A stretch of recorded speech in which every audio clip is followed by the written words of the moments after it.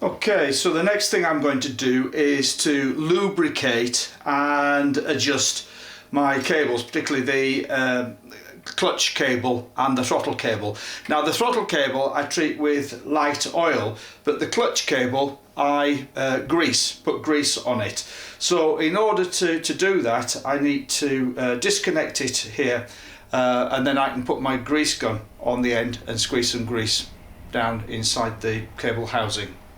So to get the cable off to lubricate it, I've loosened it off at the other end, at the clutch end, and then you just have to slip this housing out of here. So normally what I do is just, that's right, pull it round like that, and then the ball comes out of the lever, and then, I don't know if you can see what I'm doing there, that little adjuster comes off, and then I've got the bare cable here.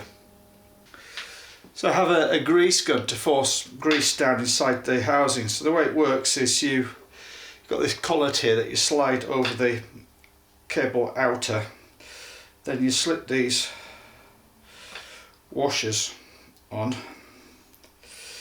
make sure that they split at the washers in different places.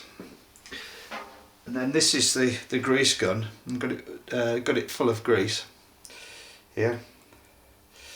You push the end of the cable in there, and then we've got to seat those washers and seat them over the cable outer, so it seals the cable outer and pushes the grease down inside. And that's by necessity a tight fit, of course. So just give me a minute, I'll fiddle around with this, then I'll come back to you. Right, I'm back on air again. So the way this works is, explain again, I've slipped this over the cable housing here, and there's a couple of washers then that seal that. The actual cables up inside are then packed this tube out with grease, and then there's a plunger on this end, which when I screw this down, the plunger, the idea is that plunger then forces the grease down the inside of the cable housing and greases the cable inside. That's the theory, anyway. Okay, this is the clutch cable, this is the clutch end. So in order to get that slack, I'd taken the adjuster all the way down. So I'll wind this up again to take up the slack. And then there's a lock nut here. It just winds down. Nip that down and that holds the adjuster in place. Oh, wrong spanner, this one.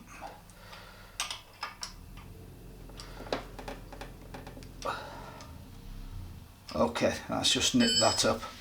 So good then. Actually, I don't know if you can see, there's a little bit of grease come through there, so that shows that the grease has gone all the way down the cable.